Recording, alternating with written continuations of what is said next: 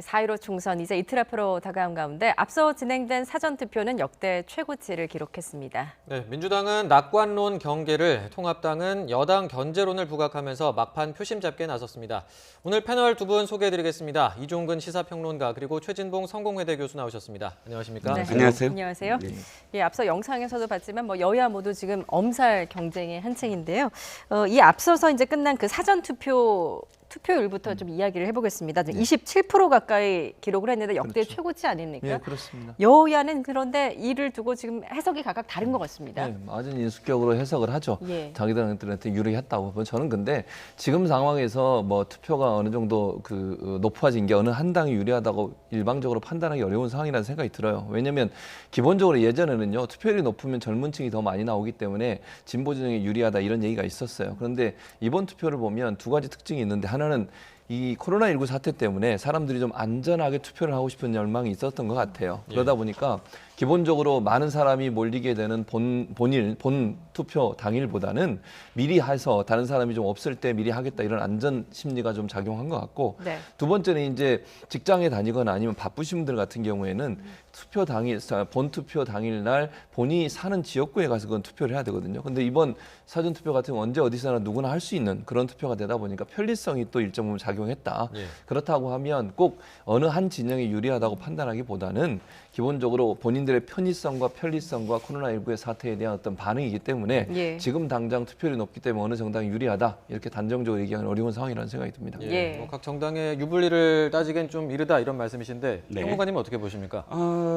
저도 지금 교수님 말씀에 크게 뭐 다르진 않습니다. 그런데 그럼에도 불구하고 좀 유의미하게 바라봐야 되는 지점은 좀 있다고 봐요. 그러니까 교수님의 말씀에 가장 큰 동의는 뭐냐면 사전투표가 2014년 지방선거부터 시작됐을 때부터 지금 따져보면 점점 높아지고 있거든요. 그만큼 인식도가 높아지고 있다. 처음엔 사전투표가 저거 만약 하게 되면 혹시나 투표함이 며칠 동안 제대로 봉인될까 이런 우리가 트라우마가 있잖아요. 왜 옛날에 부정선거에 대한 트라우마 때문에 본투표 꼭 해야지 이런 어떤 어르신들의 주로 그런 우려가 있었는데 그런 것들이 점점 해소되면서 많이들 나오신다. 이런 기본적인 그런 인식은 있는데 다만 이번에 굉장히 유의미하게 높아졌던 점은 좀 있습니다. 네. 왜냐하면 26.69%가 대선하고 자꾸 연결을 시켜서 보면 대선 때랑 거의 비슷한 거 아니냐. 0.63% 정도밖에 안 오르지 않았느냐. 그러니까 점점 오르지 않았느냐라고들 생각하시는데 사실은 대선과 이걸 비교할 게 아니고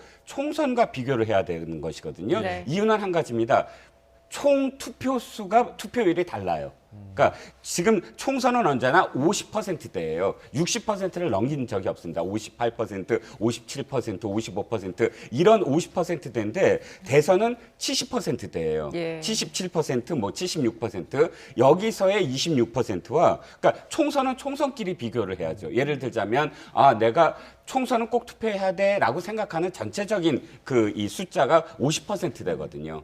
거기에 26%가 참여를 한 것과 70%대에서 26%가 참여한 것과는 다르다는 거죠. 네. 그러니까 적극적으로 더 많이 나가는 것이 대선이라고 생각한다면 사실은 이번에 이 4년 전의 총선에 비해서 거의 배 이상 지금 올랐다는 것은 네. 굉장히 적극적으로 이번 총선에서 좀 투표하려는 성향이 높아지고 있다. 즉 조심스럽게 어쨌든 본투표도 견인하는 게 아니냐라는 그런 생각도 해볼 수가 있는 그렇다면 것이죠. 최종 투표율도 그 역대 총선보다는 높을 거다라고 전망을 하시는 거군요. 네, 그렇습니다. 예.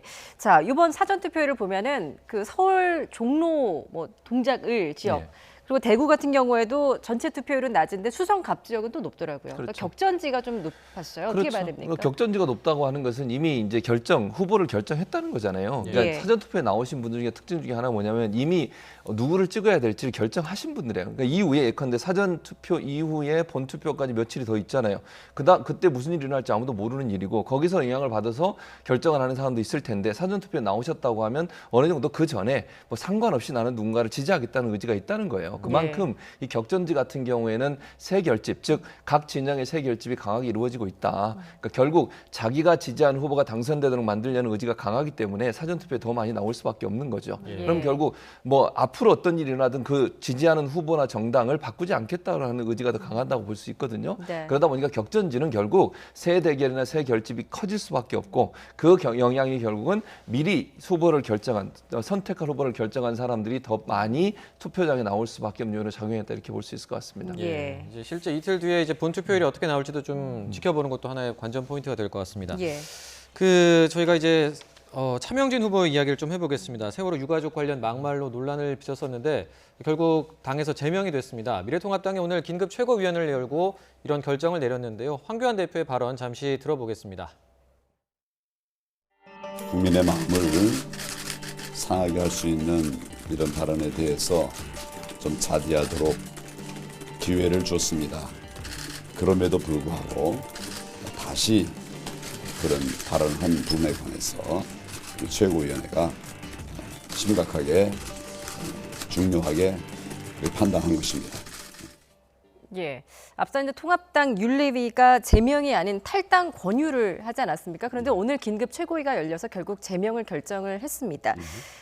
지난 주말에 현수막 논란이 아무래도 결정타였겠죠. 네, 그렇습니다. 예. 일단 황교안 대표는 선을 그었죠. 그러니까 우리 당 대표로 인정하지 않겠다. 그런데 그것이 굉장히 어정쩡했어요. 왜냐하면 그렇게 이야기는 했지만 그럼에도 불구하고 핑크색 잠바를 입고 그 다음에 통합당 유세차에 이 실어서 계속 이 유세를 계속했거든요. 예. 근데 유세를 하는 과정에서 지금 말씀하셨듯이 또다시 부적절한 트위터 내용, 그러니까 현수막이 있었는데 현수막이 자기 현수막이 원래 걸려 있었는데 상대 후보가 위아래로 이 자신을 비난하는 현수막을 위아래로 내걸자 거기에 이제 분노를 해서 또다시 지난번에 그 부적절한 어떤 표현을 써가면서 트위터에 그 글을 올리고, 그리고 그것만이 아니라 사실은 자신이 면죄부를 받았다 하면서 같은 내용, 그러니까 지난번에 방송에서 했던 내용을 또다시 이제 유세 현장에서도 계속 한 그런 부분들과 관련해서 결정적으로 더 이상 자시할 수 없다라고 판단을 내려서 윤리위를 다시 여는 것보단 최고위가 결정을 하겠다 하고, 최고위를 그것도 사실은 실질적으로 출석한 최고위원은 2명에 불과한데 네. 지금 사실 최고위원들도 다 자기 선거를 한다거나 유세를 도와주는 어떤 형편이었기 때문에 뭐 동영상을 통해서나 혹은 뭐 전화로 만장일치를 했다라고 지금 발표를 했습니다. 예. 차명진 후보 같은 경우는 이제 당의 결정에 불복하겠다는 입장이고 뭐 법적 대응까지 이야기를 하고 있는데 예. 이렇게 되면 일단은 근데 그 후보는 이제 무효가 되는 거고 예. 사전 투표를 한 표 같은 경우는 좀 어떻게 되나요? 그것도 다 무효가 다 돼요. 무효가 왜냐하면 되나요? 선관위에서 이걸 이제 후보 자격을 박탈했기 때문에. 근데 예. 차명진 후보는 지금 그 선관위의 결정에 대해서 또 법적으로 조치를 취하겠다는 거 아니겠습니까? 무효해달라고 지금 효력정지 가처분 신청까지 하겠다고 하는 거니까 제가 볼 때는 본인은 계속 할 것 같아요, 선거운동을. 본인 지금 스스로는 제가 그렇게 느껴지는데, 왜냐하면 본인은 지금 당에도 다시 재심 청구하고 여러 가지 절차를 또 밟겠다고 하니까 지금 선거가 며칠 남지 않지 않았습니까? 이런 상황에서 차명진 후보는 계속 아마 나갈 것 같고, 그렇게 되면 통합당 입장에서 상당히 어려운 상황이 될 수 있죠. 이렇게 또 차명진 후보에 대해서 뒤늦게라도 이렇게 조치를 취한 것은 저는 그 사이에 탈당 권유라고 하는 것은 이 권유잖아요, 권유. 예. 강제력이 전혀 없어요. 이런 결정을 내린 게 저는 잘못됐다. 윤리위가 왜 이런 결정을 내는지 저는 좀 이해가 안 되는데 네. 그러다 보니까 결국은 이 부분이 역풍을 맞아가지고 국민들로부터 비난을 많이 받았잖아요. 지금 이렇게 최고위가 갑자기 뭐 영상으로 회의 참석해서 전 만장일치로 결과를 내기까지 이런 행동을 한 것은 이게 엄청난 파급력이 있다고 하는 판단이 쓴 거예요. 그러니까 주말 사이에 여러 가지 이제 민심의 변화라든지 또 이 차명진 후보가 계속 주말에도 그런 같은 발언을 하고 본인이 전혀 사과하는 모습을 보이지 않으면서 지금 그 통합당에 대한 지지는 아니면 여러 가지 문제에 있어서 어려움이 닥치고 있다는 걸 스스로 느꼈다고 저는 봐요. 예. 그래서 불가피하게 이런 선택을 할 수밖에 없었는데 이 효과가 어느 정도 될지는 좀 지켜봐야 된다는 생각이 듭니다. 예. 앞서 이제 뭐 세대 비하 발언했던 김대호 후보가 제명 조치됐을 때 잇따라서 이제 차명진 후보의 그 세월호 막말 발언이 나왔잖아요. 좀 진작에 윤리위가 그때 제명 조치를 했더라면 지금 이렇게 뒤늦은 조치가 없었을 텐데라는 생각이 드는데 이에 대한 생각은 좀 어떠십니까? 저는 지도부가 판단을 잘못했다고 생각을 합니다. 지금 어떤 판단이 들어야 되냐면 전략적으로 봤을 때 지난 4년 전에 민주당의 패배는 죄송합니다. 통합당의 패배, 당시는 새누리당이었지만 통합당의 패배는 가장 큰 것이 수도권이었습니다. 수도권에서 49개 지역 플러스 그다음에 경기 인천 합쳐갖고 121석인데 121석에서 전통적으로 지켜왔던 지역까지 빼앗긴 곳이 굉장히 많아요. 이를테면 서울에서 강남을이라든지 양천갑이라든지 28년, 24년 동안 한 번도 빼앗기지 않은 지역까지도 전부 내주었거든요. 이런 참패를 했던 그런 가장 큰 원인이 수도권에서 그 진박 논쟁 때문이었습니다. 진박 논쟁 때문에 수도권에 있는 의원들이 더 이상 그런 공천을 하지 마라. 우리가 다 무너진다라고 했음에도 불구하고 대구만 우리가 살면 돼. 뭐 하는 그런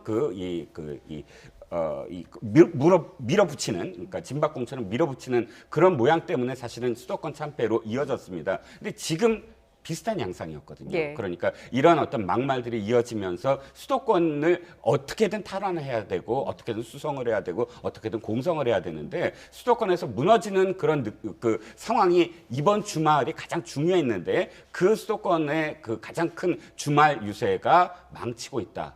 그 이슈 때문에 이런 판단이 다시 한번 이렇게 이 최고위를 열게 된 게 아닌가. 말씀하셨듯이 일주일 전에 했었어야 됐다라는 점이죠. 수도권 이 유세에 영향을 미친다는 이런 판단이 있었기 때문에 아무래도 그 미래통합당에서는 오늘 그 개헌 저지선, 그러니까 100석도 어렵다 이런 얘기까지 위기론이 터져 나왔는데요. 관련 발언을 잠시 듣고 오시죠.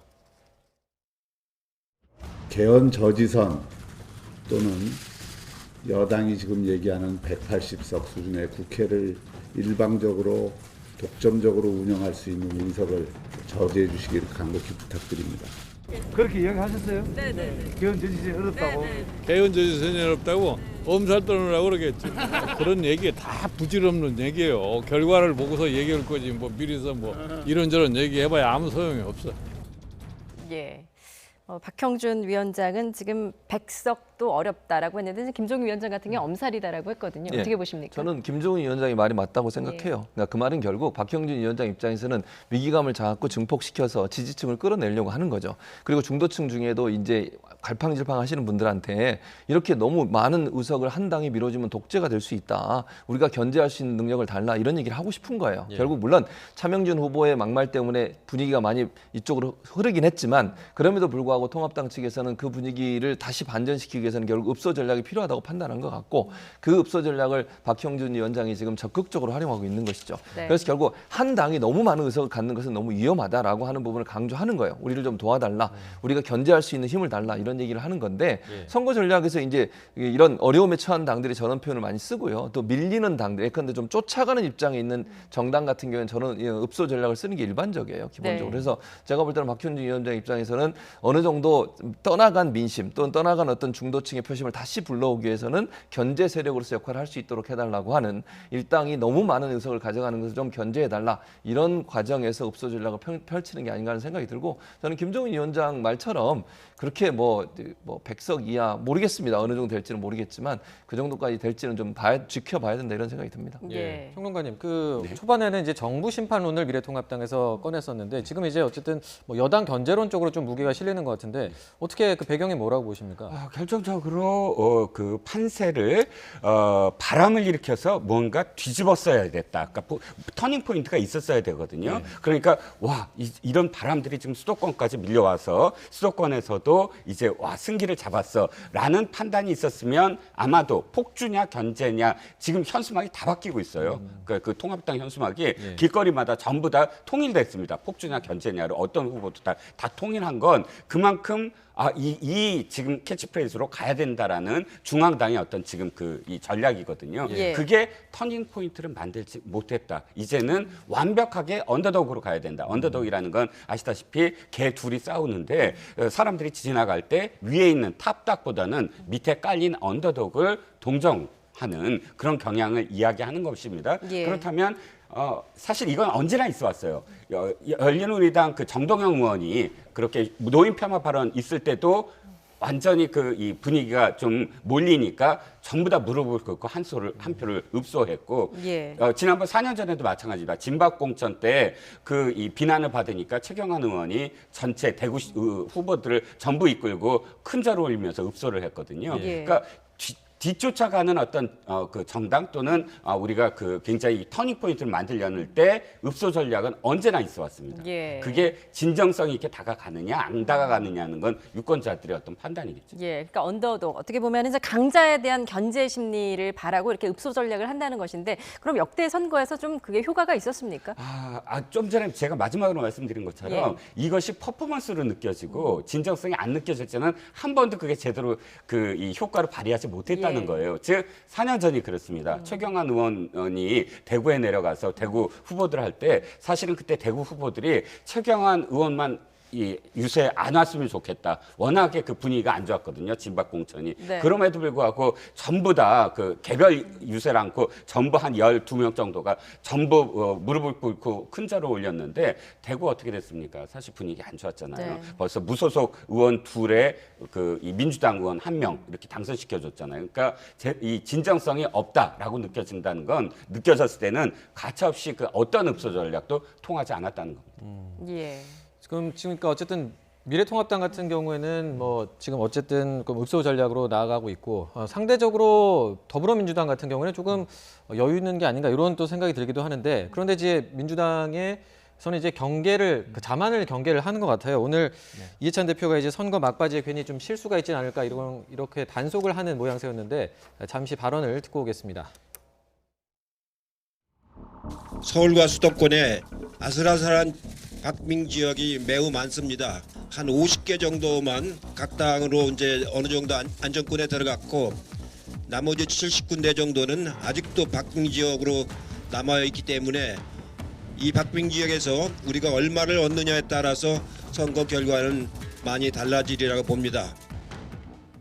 예, 이해찬 대표 얼마 전까지만 해도 이제 과반 승기를 잡았다라고 호언장담을 했었는데 지금 조금 말이 달라졌습니다. 이것도 약간 엄살 전략일까요? 뭐 그렇게 뭐 엄살 전략이라고보다 지난번에 유시민 이사장이 말 때문에 그렇게 된 거예요. 유시민 이사장이 그 180석 얘기를 하는 바람에 분위기가 상당히 안 좋아졌어요. 그러니까 중도층에 있는 분들 같은 경우에는 저렇게 오만하다, 교만하다 이런 얘기가 나오지 않겠습니까? 저도 상당히 부적절한 발언이라는 생각이 들어요. 그게 마음속에 아무리 180석이 있더라도 그걸 입 밖에 내는 순간 일반 국민들이나 유권자들이 볼 때 특히 중도층이 볼 때는요. 이제 오만해졌구나 이런 생각이 들 수밖에 없어요. 네. 그렇게 되면 심판의 칼날을 던질 수밖에 없는 상황이 되는 거거든요. 그래서 저는 그런 발언은 절대로 하면 안 되는 겁니다. 그래서 이낙연 지금 선대위원장도 뭐라고 그랬습니까? 그런 말 절대로 하면 안 된다. 예. 끝까지 겸손하게 가야 된다 이런 얘기를 했고 분위기가 완전히 바뀌었어요. 결국 지난번 유시민 이사장의 발언 이후에 분위기가 상당히 안 좋은 쪽으로 흘러가는 것을 막기 위해서 다시 겸손 모드로 돌아서는 거죠. 당연히 저는 그래야 한다고 생각해요. 그리고 뭐 180석이라는 게 무슨 근거로 얘기하는지 모르겠지만 아무도 장담할 수 없는 겁니다.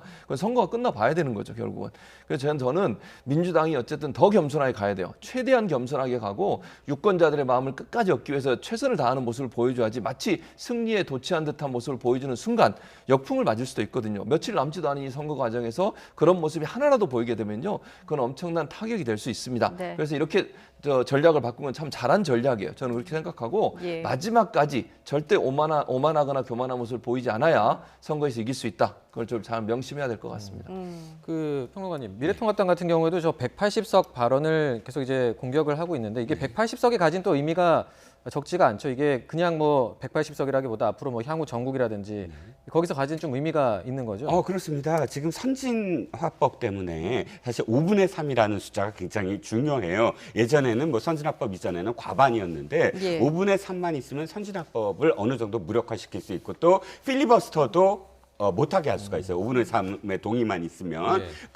물론 여기에 이제 뭐 20석만 더 있으면 뭐 개헌까지도 가능하죠. 그러니까 어찌됐든 20석에 뭐 이 상대당의 반란표도 뭐 플러스 생각해 볼 수 있는 가능성이 있지 않아요. 그러니까 예. 180석이 갖는 것은 이 전국을 주도하는데 굉장히 중요한 그런 이 숫자이긴 합니다. 그러니까 저도 뭐 교수님 말씀처럼 사실상 굉장히 막판에 큰 실수였다라고 보여지거든요.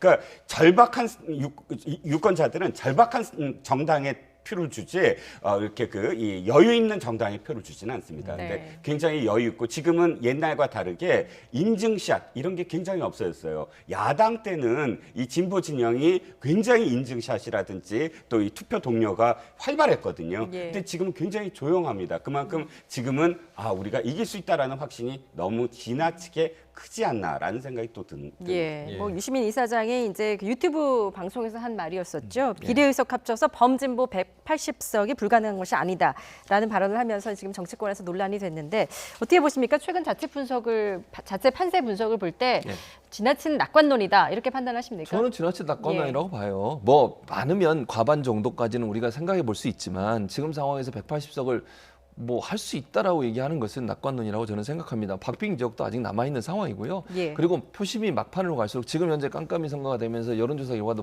공표되지 않고 있는 상황이에요. 이런 상황에서 180석을 운운하는 것은 바람직하지 않다. 어느 누구도 장담할 수 없습니다. 선거는요 끝판에 마지막 하루 전에 어떤 일이 일어나서 그게 영향을 미치는 경우도 많아요. 그래서 지금 상황에서는 어느 한 정당도 뭐 자신 있게 180석을 얘기하거나 아니면 뭐 과반 이상을 자신 있게 장담하거나 이럴 수 있는 상황이 아니에요. 예. 저는 절대로 그런 상황이 아니라고 보고 민주당도 그런 점들을 꼭 명심하고 마지막까지 겸손 모드로 가야 된다. 그러지 않으면 본인이 원하는 만큼의 의석도 얻지 못하는 그런 일이 발생할 수 있기 때문에 어떤 상황에서도 입 밖으로 그런 말을 뱉는 것은 바람직하지 않다고 봅니다. 예. 예. 그러니까 선거 마지막까지 이제 긴장을 해야 된다 이런 말씀이신데 좀 어떻게 전망하십니까? 아니, 그러니까 180을 한번 계산을 해보면 이게 가능한지를 알 수가 있어요. 자, 123석을 얻었습니다. 지난번에 4년 전에 민주당이 123석은 비례까지 다 합친 숫자예요. 그런데 여기에 플러스 알파 건이 있죠.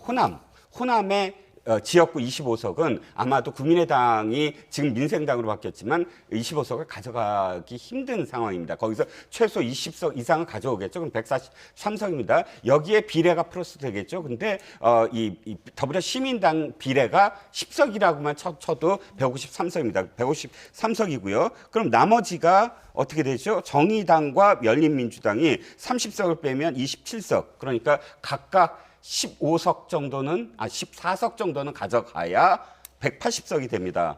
그렇죠? 정의당까지 다 합쳐도. 네. 그런데 계산을 해보면 이 정의당과 열린민주당과 시민당이 지금 각각 10석 이상을 다 해서 30석을 다 몰아가야지만 가능한 숫자거든요. 즉 예. 우리가 지금 미래 한국당이 거의 5석도 제대로 받지 못할 때 가능한 숫자라는 겁니다. 즉 그리고 또 한 가지는 123석이라는 걸 다 지켜내야만 또 가능한 숫자거든요. 예. 그러니까 123석 중에 충분히 또 수도권이나 혹은 PK나 이런 지역에서 또 빼앗길 곳이 분명히 있을 테니까 이 숫자는 사실은 좀 꿈의 숫자가 아닐까 저는 그렇게 생각을 합니다. 예, 알겠습니다. 이제 선거 당일날 좀 뚜껑을 열어봐야 알 수 있을 것 같은데요. 자, 이런 가운데 이제 여권에서도 좀 논란이 된 발언이 잇따라 나왔습니다. 우선 경기 안산 단원을에 출마한 김남국 후보가 한 성인 팟캐스트에 출연한 전력이 논란이 됐는데요. 직접 들어보시죠.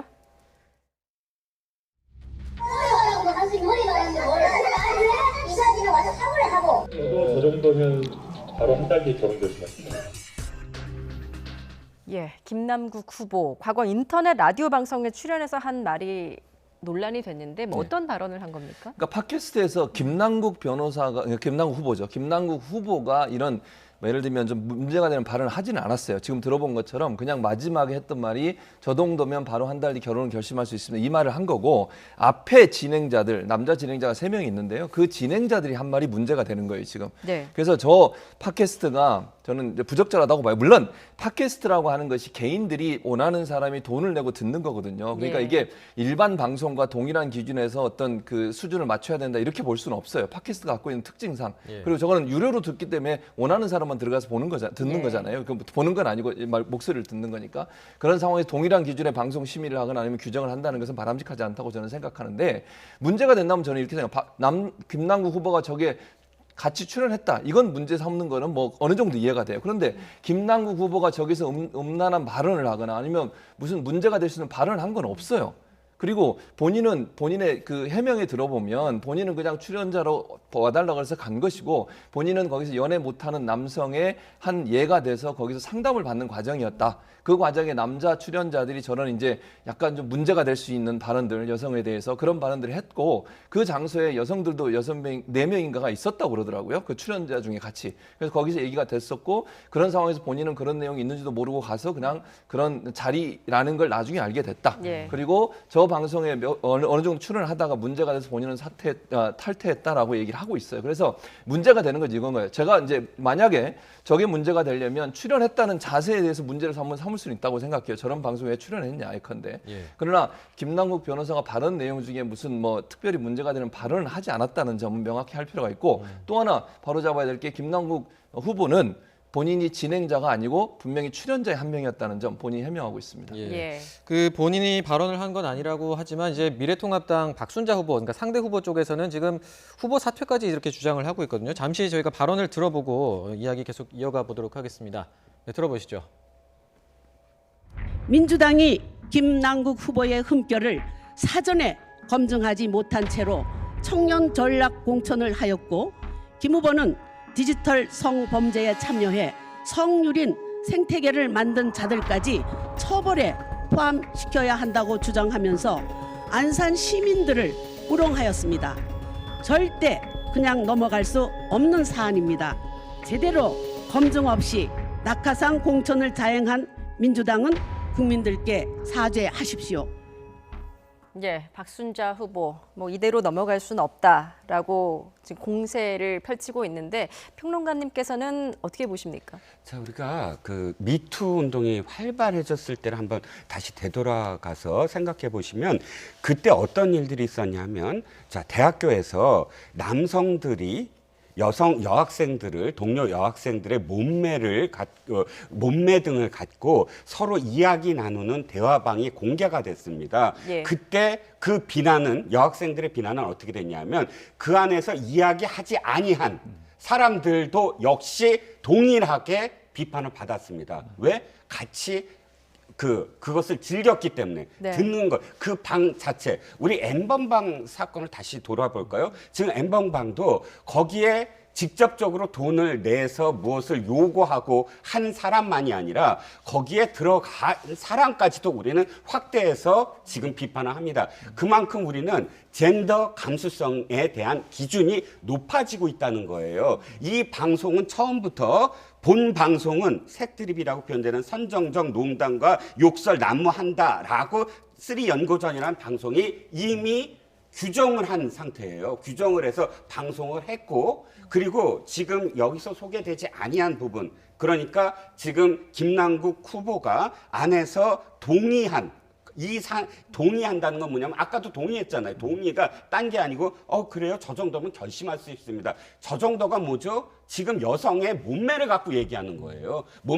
몸매에 뭐가 크다 적다를 갖고 저 정도라고 표현하면서 내가 결혼을 한다라고 이야기하는 건 이 이야기의 전체 대화의 흐름 속에서 동참하고 있는 것이지 관망하고 있다? 저는 관망도 문제가 있다고 봐요. 그런데 적극적이지 않다? 발언을 하지 않았다가 이게 지금 뭐 이 면죄부가 된다고 한다는 건 이미 미투 이전의 감수성이라고 저는 생각을 해요. 지금 미투로 인해서 우리 이 젠더 감수성 굉장히 높아져야 된다고 생각하고요. 최소한 김남국 후보가 정치적인 어떤 정말 이 발언 지금까지 그런 어떤 젠더와 관련된 발언을 만약에 자신도 자신한테 돌아보게 만든다면 이렇게 표현해야 돼요. 나는 부끄럽게도 알면서도 이 프로그램에 참여한 건 정말 부끄럽다라고 표현해야 되는데 나는 발언을 하지 않았습니다라고 빠져나간다는 건 지금까지 이 김남국 변호사의 수많은 젠더 관련 발언과 비추어 봤을 때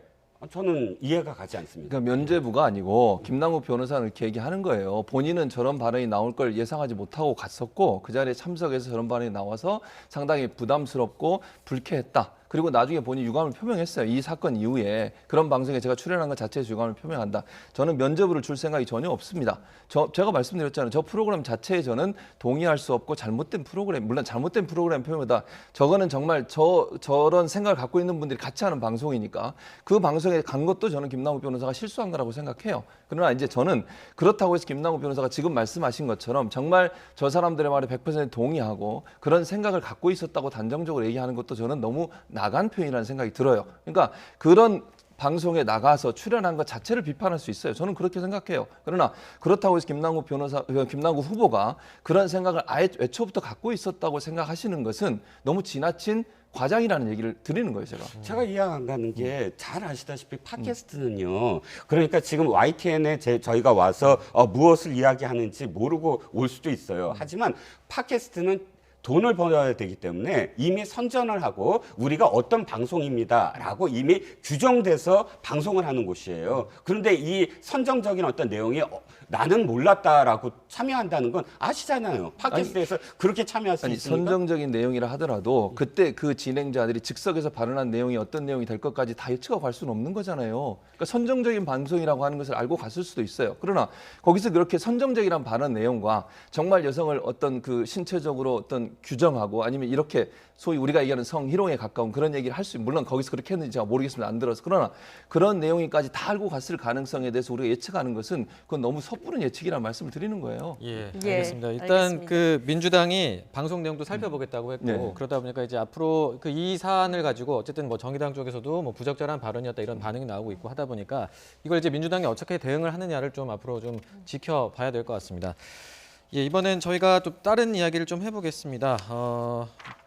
그 지금 최근에 이제 선거가 얼마 남지 않다 보니까 선거 막판에 항상 나오는 게 이제 뭐 막말이라든지 네거티브 공세 이런 게 계속 얘기가 나오는데 그 백원우 전 청와대 민정비서관이 경기도 시흥 지원 유세에서 좀 한 발언이 또 논란이 되고 있더라고요. 어떤 얘기고 왜 이런 발언을 했는지 맥락이 뭔가요? 일단 백원우 민정비서관이 시흥 지원 유세에 나서서 이렇게 얘기했습니다. 쓰레기라는 표현을 하면서 저 쓰레기 같은 정당, 쓰레기 같은 정치인들 까지는 같은이라는 비유였는데 그래서 저 쓰레기들에게 표를 주면 안 된다 이렇게 표현을 했습니다. 아마도 지금 그 통합당에서 계속 막말이 나오고 이런 과정들과 관련해서 비유를 하면서 이렇게 표현이 된 것 같은데 문제는 이제 이낙연 후보가 종로에서 표현하는 것 우리 미워하지 말자 통합하자라는 부분이 선대위원장으로 하신 말씀인지 아니면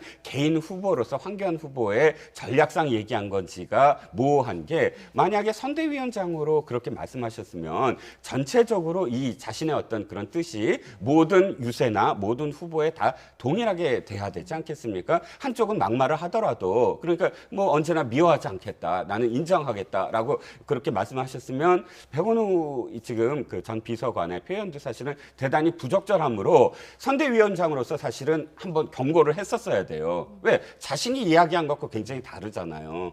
근데 경고를 하지 않았다는 얘기죠. 그러면 자신은 선대위원장으로서 얘기한 게 아닌 상황이 아닐까 싶습니다. 예, 뭐 선거 막판으로 갈수록 이렇게 좀 네거티브와 막말 수위가 좀 올라가는 듯 하는데 뭐 이런 것들이 좀 지지층 결집에 효과가 있는 겁니까? 저는 그러니까 지지층 결집에는 효과가 있죠. 그러나 예. 근데 중도층에 있는 분들을 끌어오는데 효과가 있을까요? 저는 그렇게 보지는 않습니다. 기본적으로. 왜냐하면 막말이라고 하는 것이 듣는 사람은 상당히 거북해요. 예컨대. 그래서 중도 진영에 있는 분들은요. 이낙연 지금 후보처럼 그렇게 정말 뭔가 촌철살인으로 상대방에 대해서 문제를 지적하면서도 사람들의 감정을 크게 상하지 않는 발언을 하는 것이 훨씬 더 설득력이 있지 예. 이렇게 어떤 자극적인 발언을 하거나 아니면 막말이나 이런 말을 하는 것은요 중도층을 끌어오는 데는 저는 도움이 안 된다고 봅니다. 네. 그러나 이런 이제 뭐 예를 들어서 이 백원우 지금 전 비서관 같이 이런 발언을 하는 것은 지지층 결집에 도움이 되죠. 예. 그러니까 속 시원하게 해주는 거잖아요 결국은. 그래서 지지층 결집에 도움이 되는 건데 이거는 사실 막판으로 가면요 지지층은 이미 다 확정돼 있는 거예요. 중요한 건 얼마나 중도층을 끌어오느냐의 문제이기 때문에 이런 말을 하는 것은 별로 좋지 않다. 결국 사람들이 공감할 수 있으면서 따끔한 어떤 질책을 하는 거 이게 훨씬 설득력이 있지 막말이나 아니면 사람들이 듣기에 거북한 발언을 하는 것은요 결코 도움이 안 됩니다. 예. 자, 뭐 막말, 네거티브 공방도 결국에는 유권자들의 관심을 끌기 위한 시도일 텐데 선거에서 살기 위해서 색다른 시도들도 좀 주목을 받고 있습니다. 영상 함께 보시죠.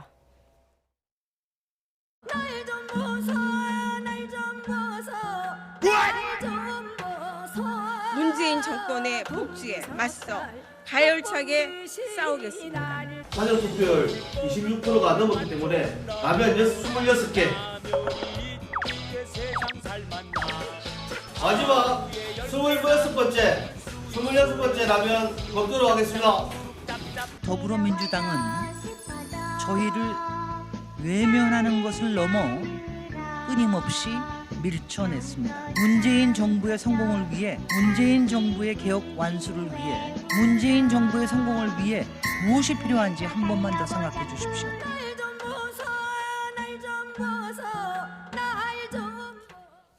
예, 뭐 색다른 시도들이 좀 주목을 받고 있는데 앞서 영상에서도 봤지만 이제 한국경제당에서 비례대표 1번을 받은 이은재 후보 혈서를 쓰는 영상이 공개가 됐는데 이게 대검 앞에서 이런 일을 했다는데 왜 그런 건가요? 일단 두 가지죠. 하나는 윤석열과 조국 이런 어떤 이슈 구도를 선점하기 위해서 어떤 의미에서는 지금 통합당이 적극적으로 사실은 이 이슈를 다루지는 않습니다. 그러니까 경제 심판론, 정권 심판론을 하면서 적절하게 사실 지금 열린민주당이 조국 수호에 대한 어떤 이슈를 꺼내기 때문에 윤석열 총장에 대한 이야기를 하지 않을 수는 없지만 그럼에도 불구하고 통합당은 전체적인 어떤 주 전략이 윤석열 지키기는 아니거든요. 예. 그런데 거기에 대해서 이 이슈를 선점을 하면 그래도 부각이 되겠다라고 이제 생각을 한 나머지 이은재 대표죠. 지금 아마 이 당의 대표이자 뭐 비례 1번인 것 같은데 무리수를 더 다르게 여겼습니다. 왜냐하면 혈서라든지 혹은 삭발, 단식 이런 것들은 사실은 눈길을 끌 수 있지만 그러나 그것에 대해서 얼만큼 공감할 수 있느냐 하는 점도 있고요. 예. 또 지금 윤석열 지키기라는 어떤 부분이 정말로 이 당에 정말 뭐 이념과 강령과 모든 걸 일치해서 이 비례대표로서 찍어줄 수 있는 그런 유일한 어떤 전략인지도 한번 묻고 싶습니다. 예, 뭐 윤석열 이름도 잘못 썼다고 합니다. 열과 열은 네. 예, 뭐 눈길을 끄는 것도 중요하지만 어쨌든 공감을 얻는 게 더 중요하다 이런 말씀이신데 그 앞서 저희가 영상에서도 봤던 그 라면 먹방이 나왔잖아요. 이건 예, 그렇죠. 어떠세요? 좀 어떻게 나온 건지 궁금한데요. 이게 어떻게 나온 거냐면 이 지금 저 주인공이 누구냐면요. 경남 마산 하포에 출마한 더불어민주당 박남현 후보인데요. 이 사람이 무슨 공약을 냈냐면 만약에 사전 투표율이 26%가 넘으면 본인이 나면 26개를 먹는 먹방을 하겠다. 예. 그러면서 공약을 냈는데 26.69% 나왔잖아요. 예. 심지어 본인의 지역구는 27.54%가 나왔어요. 예. 그러니까 약속을 지켜야 되잖아요. 그래서 지금 인터넷으로 개인 방송하면서 라면 26개를 먹는 장면을 했고요. 예. 그게 이제 한 1,000명 정도가 실시간으로 들어와서 답변도 하고 소통도 하고 이런 과정을 겪었다고 하는데 사람들의 관심을 끌고 눈길을 끄는 데는 성공한 것 같습니다. 예. 알겠습니다.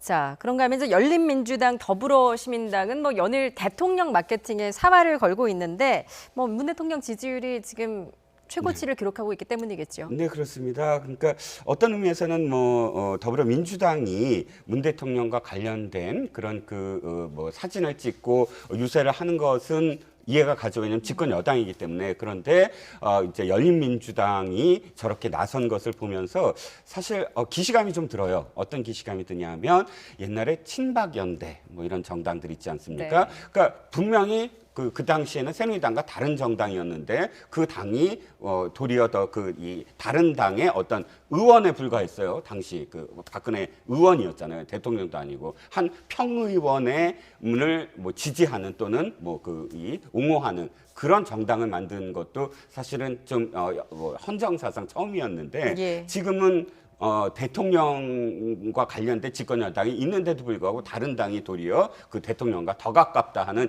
경쟁을 벌이고 있잖아요. 어떤 의미에서는 강령이라든지 이념이라든지 혹은 정책이라든지 이런 것들이 곁들여진 공약으로 사실은 자기 정당의 차별화를 시도해야 되는 게 아닌가요? 그런데 그 내용이 누구를 더 옹호하겠다 뭐 이런 걸로 경쟁을 벌이는 건 앞으로는 좀 지양해야 되지 않을까 싶습니다. 예. 그 열린민주당을 주도하고 있는 정봉주 전 의원이 근데 민주당 지도부를 향해서 욕설 섞인 표현을 썼다가 하루 만에 그걸 사과를 했거든요. 그렇습니다. 앞서도 저희가 뭐 이런 게 좀 부적절하다 이런 이야기를 했습니다만 왜 이런 표현이 나왔을까요? 그러니까 왜 이런 표현이 나왔냐면 사실은 본인이 나중에 해명한 얘기는 이거예요. 본인이 이제 개인 방송을 하거든요. 본인이 운영하는 예. 개인 방송을 하다가 거기 이제 논란이 많았나 봐요. 거기에 올라와서 이제 함께 보시는 분들이 댓글 달고 이러면서 아무튼 이제 열린민주당이나 아니면 정봉주 의원에서 막 좀 욕설에 가까운 그런 비판을 좀 한 것 같아요. 예. 그러면서 열린민주당 때문에 더불어시민당이 어려움을 겪고 있다 뭐 이런 식의 얘기를 하다 보니 그래서 화가 나서 그 댓글에 대한 반응으로 하다 보니 이제 그런 이제 이 욕설이 나왔다 본인은 그렇게 얘기를 하고 있고 예. 그래서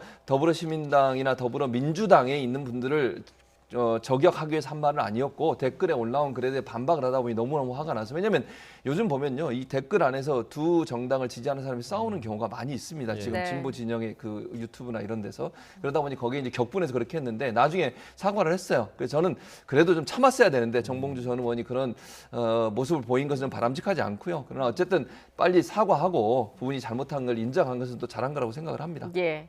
자, 그런가 하면 이런 일도 있었습니다. 이제 강원도 춘천에 출마한 통합당 김진태 후보 측 선거 사무원이 그 세월호 현수막을 훼손했다가 경찰에 붙잡혔는데 뭐 불법 5개 광고물인 줄 알았다 이렇게 해명을 하고 있습니다. 이건 어떻게 봐야 됩니까?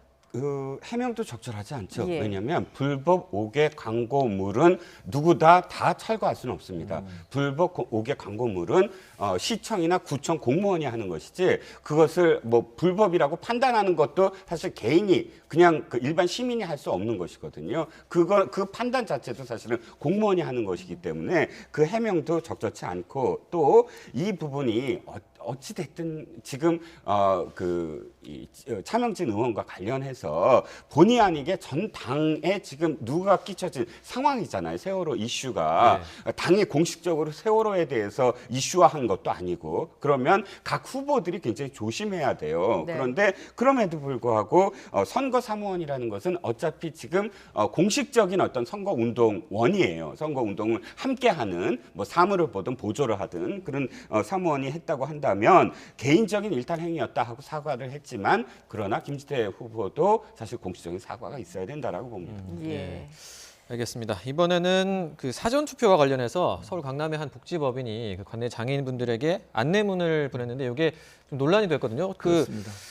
1번만 찍어라 이 부분이 네. 좀 논란이 됐는데 정확히 네. 어떤 게 논란이 됐나요? 이게 왜 논란이냐면 1번만 찍으라 그러면 지금 현재 1, 2번이 누군지 다 아시잖아요. 예. 그럼 네. 특정 정당을 찍는 것처럼 보일 수 있는데 물론 복지관에서 뭐라고 해명을 했냐면 한 번만 찍어라 이런 얘기를 해요. 그러나 그렇다 하더라도 저는 오해를 살 만한 내용은 안 하는 게 좋습니다. 어떤 형태로든. 그러니까 본인들은 물론 한 번만 찍어라 두 번 찍지 말고 이제 예. 왜냐면 이제 거기에 계신 분들을 잘 이렇게 선거에 하실 수 있도록 도와드리기 위해서 그렇게 했다고 얘기하지만 오해를 불러일으킬 수도 있는 거잖아요. 그런 얘기는 아예 안 하는 게 제일 좋습니다. 지금 이런 상황에서 저런 얘기가 나오게 되면 비판을 받을 수밖에 없고 당연히 야당에서는 저걸 문제 삼을 수밖에 없는 거 아니겠어요? 그래서 복지관에 근무하신 분들이 조금 생각을 바꾸셔서 저는 오해 살 만한 내용은 아예 하지도 말아야 된다. 그래서 지금 논란이 되고 있는데 어쨌든 지금 말씀드린 것처럼 복지관은 한 번만 찍으라는 의도로 얘기했다고 얘기하지만 예. 그럼에도 불구하고 저거는 여러 가지 논란을 불러올 수 있는 요소는 분명히 있다고 보여집니다. 예, 지금 논란이 되고 있는 게 또 하나가 있는데 서울 강남병의 김한규 후보 캠프의 카톡 강령도 지금 논란인데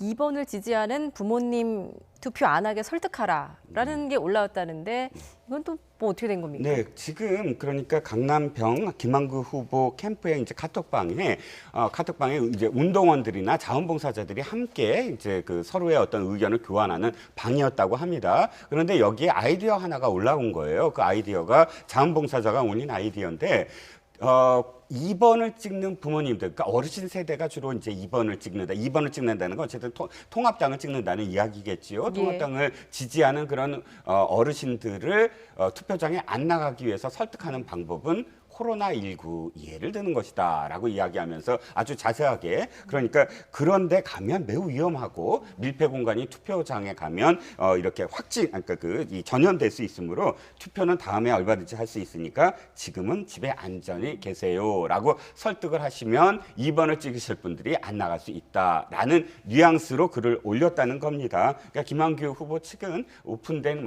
이 창이고 어떤 이야기도 할 수 있는데 자원봉사자가 한 것이라 어떻게 제재를 할 수가 없었다 뭐 이렇게 해명을 합니다. 하지만 그럼에도 불구하고 속내가 드러난 게 아니냐. 즉 어떤 후보도 뭐 다 일반화할 수는 없지만 그럼에도 불구하고 2번 찍는 어르신들을 어떻게든 투표장에 안 가게 설득을 해야만 한다라는 그런 그 생각들이 지금 공유되고 있다라는 현장을 우리는 좀 묵도하는 셈이 됐죠.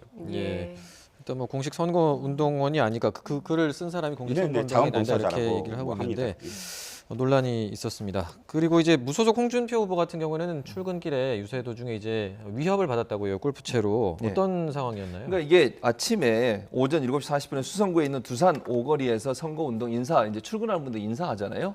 인사하고 있었는데 한 40대에서 50대 지금 서모 씨로 알려지고 있는데 지금 화면에 나오고 있는 모습이죠. 예. 저 골프채를 가지고 홍준표 지금 후보의 선거운동하는데 이제 욕설도 하고 이런 얘기를 했고요. 더 황당한 건 이제 저기에 뭐 음료수 병을 넣고 그걸 골프채로 치는 장면까지 있었어요. 근데 그게 소위 이제 홍준표 대표, 그러니까 후보가 하는 인터넷 방송 이름 있지 않습니까? 예. 그걸 이제 아마 빗대서 한 것 같은데 그래서 위협을 당했다고 지금 경찰이 조사하고 있고요. 네. 그냥 홍준표 후보는 개의치 않고 자기는 계속 선거운동 열심히 하겠다 그렇게 지금 밝히고 있는 상황입니다. 예. 뭐 선거 전이 이제 막바지로 갈수록 뭐 이렇게 막말이나 폭언, 뭐 또 이렇게 폭행까지 어떻게 혼탁 양상을 좀 띠고 있는데요. 유권자들의 현명한 판단만이 답이 아닐까 싶습니다. 오늘 두 분 말씀 여기까지 듣겠습니다. 이종근 시사평론가, 최진봉 성공회대 교수였습니다. 잘 들었습니다. 고맙습니다.